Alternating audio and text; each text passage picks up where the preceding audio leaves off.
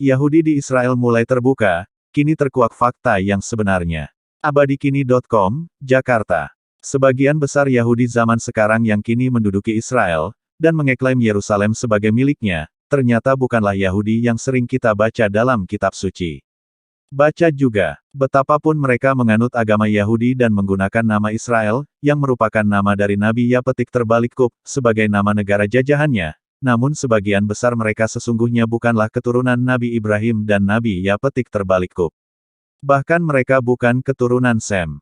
Sehingga, apa yang mereka lakukan di Palestina, berupa perampasan wilayah, pembantaian para penghuninya yang merupakan anak cucu Sem, sesungguhnya adalah antisemitisme itu sendiri, betapapun mereka sering melakukan kampanye antisemitisme di Barat.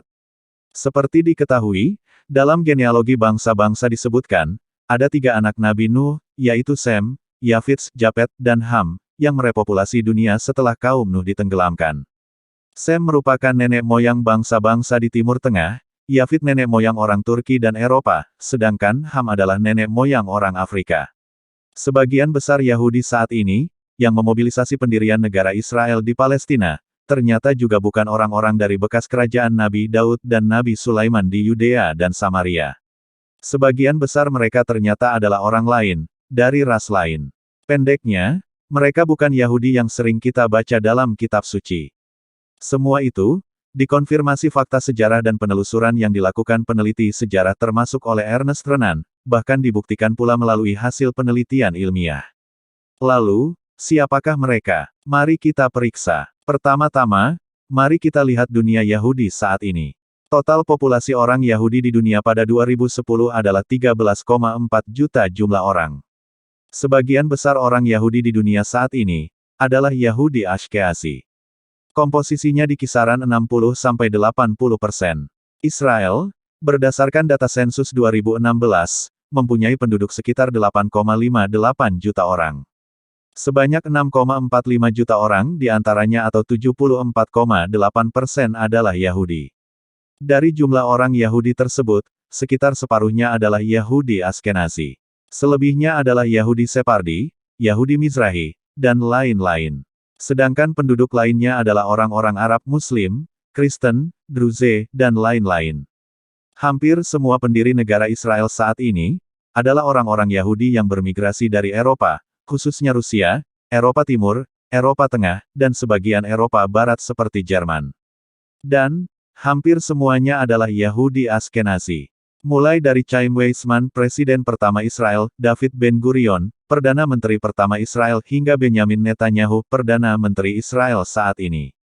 Gal Gadot, bekas tentara perempuan Israel, yang kini populer karena memerankan Wonder Woman dalam film Hollywood, juga termasuk Yahudi Ashkenazi. Yahudi Ashkenazi yang jumlahnya paling besar di Israel, adalah Yahudi First Class. Sedangkan, penduduk Yahudi lainnya, diperlakukan sebagai warga negara kelas 2. Sedangkan orang-orang Arab, baik Muslim, Kristen, Druze, dan lain-lain, yang enggan pergi dari rumahnya sejak kawasan itu dianeksasi Israel, juga mendapat diskriminasi, bahkan lebih buruk. Al Jazeera, dalam artikel bertajuk Israel petik terbalik as Great Divide, pada tanggal 13 Juli tahun 2016, misalnya, mengungkapkan perlakukan diskriminatif terhadap Yahudi Mizrahi dan Yahudi Separdi itu. Diskriminasi itu juga ditulis Times of Israel dengan judul Study Finds Huge Wage Gap Between Ashkenazim, Mizrahim.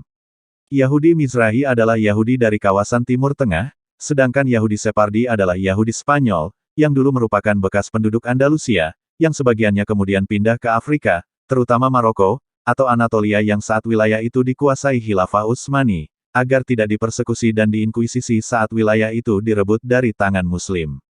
Salah satu gugatan telak tentang identitas orang-orang Yahudi Ashkenazi, datang dari salah seorang pencetus konsep negara bangsa, nation state, yaitu Ernest Renan tahun 1823 sampai tahun 1892. Filsuf dan sejarawan Prancis, yang juga pakar peradaban dan bahasa Semitik ini, adalah orang yang pertama mengemukakan teori Khazaria, antara lain dalam tulisannya bertajuk Judaism as a Race and as Religion pada 1883. Teori Khazaria yang dikemukakan Mahaguru Universitas Sorbonne, Prancis, tersebut, pada intinya, menyatakan bahwa orang-orang Yahudi Askenazi adalah keturunan bangsa Khazar yang pernah eksis di Eurasia. Mereka sesungguhnya adalah orang-orang Turki, bukan Kanaan, yang memeluk agama Yahudi. Dan, menyusul kehancuran Imperium Khazaria akibat serbuan Mongol, mereka bermigrasi ke Eropa. Tak seperti orang Yahudi Kanaan yang berbahasa Ibrani, orang Yahudi Khazaria berbahasa Yiddish. Dan, bahasa Yiddish itu pun tetap digunakan orang Yahudi di Israel saat ini. Terminologi Turki yang digunakan Renan, bukanlah dalam pengertian sempit bangsa Turki saat ini. Turki dalam pengertian ini longgar, meliputi suku-suku nomaden yang hidup di kawasan yang luas, mulai dari Asia Tengah hingga Eurasia. Imperium Khazaria sendiri mulai berdiri pada abad ke-7. Suku semi-nomaden Turki ini mengambil alih kawasan tersebut menyusul runtuhnya Kekaisaran Hun pasca kematian Attila the Hun. Selama lebih dari 2 abad, teori Khazaria yang disampaikan Ernest Renan, yang juga penulis buku Life of Jesus, ini menjadi kontroversi. Namun, seperti halnya gagasan nasionalisme yang dikemukakannya lewat esai terkenal berjudul What is a Nation? Kupetik terbalik STC kupetik terbalik Unenation. Yang kemudian banyak dipraktikkan, teori Khazaria ini pun kemudian menemukan pembuktian kuat. Sekedar informasi, selain teori Khazaria, teori lain yang berkembang soal asal-muasal Yahudi Askenazi atau Yahudi Eropa adalah teori Rinellen Hypothesis. Teori ini beranggapan Yahudi Askenazi merupakan keturunan Yahudi dari Kanaan, Timur Tengah. Mereka bermigrasi ke Eropa menyusul keberhasilan Umar bin Khattab membebaskan Palestina dari Romawi Bizantium pada 637. Konon, migrasi berdurasi panjang, hingga 200 tahun. Kemudian, pada abad ke-15, sekitar 50.000 Yahudi yang mengisolasi diri, meninggalkan Rinelen atau Jerman di Eropa Barat, menuju Eropa Tengah dan Eropa Timur. Konon, di sana, Yahudi berkembang pesat melebihi komunitas lain berkat hyperbaby boom. Alhasil, meskipun terjadi perang, persekusi terhadap orang Yahudi, wabah, dan kesulitan ekonomi, populasi Yahudi Askenazi tetap melonjak signifikan. Dan, pada abad ke-20, telah meroket mencapai 8 juta orang. Tapi, karena cerita ledakan populasi itu terbilang ganjil dan kurang masuk akal, Science Daily menyatakan bahwa sejumlah pakar seperti Prof. Harry Ostrer dan Dr. Gil Atzmon akhirnya hanya menyebutnya dengan istilah keajaiban.